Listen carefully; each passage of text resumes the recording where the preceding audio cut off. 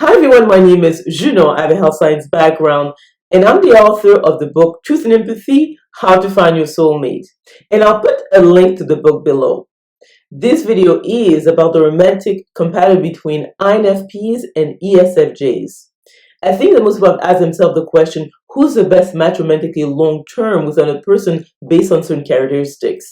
And the MBTI and personality types can give us some clues as to a person's strengths, weaknesses, preferences, and that can guide us in terms of choosing the right mate for them or even for ourselves, obviously.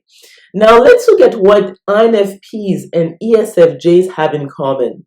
Obviously, they are both feelers, which means that they are right brain dominant, they are empathetic, they come from the heart, they put a lot of emphasis on their relationships in general, but more specifically their romantic relationships. So they will appreciate that about each other.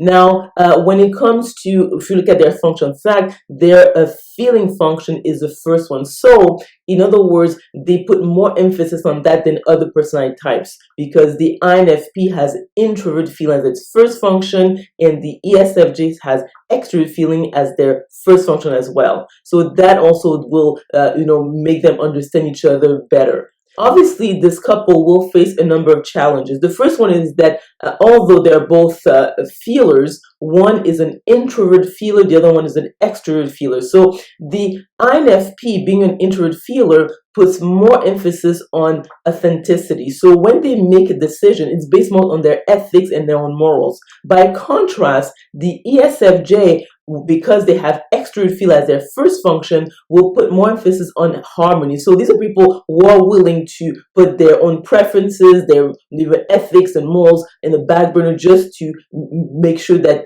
there's harmony and they stay connected with people that they care about. Now, the other aspect is that one is a perceiver, the other one is a judger. So perceivers like flexibility when it comes to their schedule. They don't mind changing that last minute, and they feel energized by the unexpected. By contrast, the ESFJ being a judger means that these are people who like to plan. They don't like change at the last minute. It actually stresses them out. So they like predictability and they like things that are stable. So they will have an issue with that. So in other words, the INFP will feel that they can rely on the ESFJ, but the ESFJ will not feel that they can, rely on the INFP. The other major issue is that the INFP is an intuitive feeler, so they have one of the best energies when you look at the 16 personality types. By contrast, the ESFJ has among the lowest. So if the INFP spends a lot of time with the ESFJ, they will feel tired, and that may hurt ESFJ's feeling, because these people are very sensitive. Like they really want to get along with people, so having the approval around them is very important. So if someone tells them, you're draining me, that may cause an issue, or even like they might not even talk about it because they want to not be offensive. So these are people who may not like really want to address some major issues that they're having in their relationship. And the other aspect also is that if you look at their function stack, the INFP has extroverted thinking as its fourth function. The ESFJ has introverted thinking as its fourth function. So when they say they're looking at an issue or any type of maybe a challenge in life, they might not use logic, and that may create issues. So in other words, sometimes in life you need to sort of just look at facts and not feel that every decision is so personal. So that may be something they will struggle with. The other point also, they don't have the same relationship style.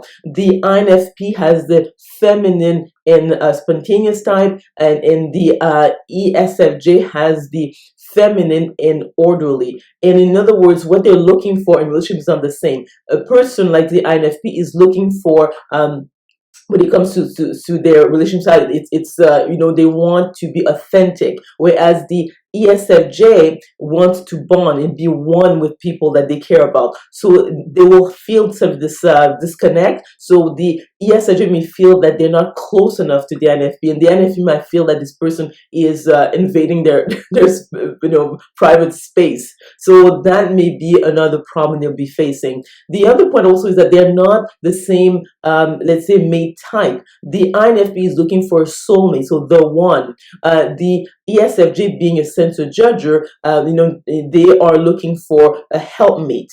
So, in other words, the ESFJ has to do with practicality, and also these are people who are very much about fitting in tradition and so forth. Because if you compare in terms of the theme of their lives, the INFP is about spirituality and meaning, whereas the ESFJ is about tradition and duty. So they don't actually understand each other that way. So the ESFJ will follow the rules. Actually, among, I think, all the personality types, these are people who are very much into tradition and so forth, more than maybe even like the ISFJ, when I think of, because the ISFJ is more logical, but the ESFJ really wants to sort of like have family life and marry early and follow rules and regulations. And the INFP is not like that. The INFP is it's intuitive feelers, so they are about the abstract future, whereas the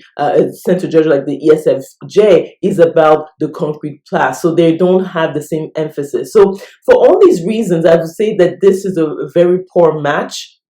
So, in other words, the only aspect they have in common has to do with the fact they're both feelers, so right brain dominant, and their feeling function is the first one, and also their thinking function is the last one. But even then, it's like one is the sort of like opposite of the other in some sense. So they have a number of hurdles to overcome, from one being a perceiver, the other one being a judger, one being having really good energy, the other one having pretty low energy, one being an introverted feeler, the other one being an extroverted feeler, one being a perceiver, one being a judger, one in terms of their, let's say, mate type, they're the soulmate type, the other one is a helpmate type. I mean, it goes on.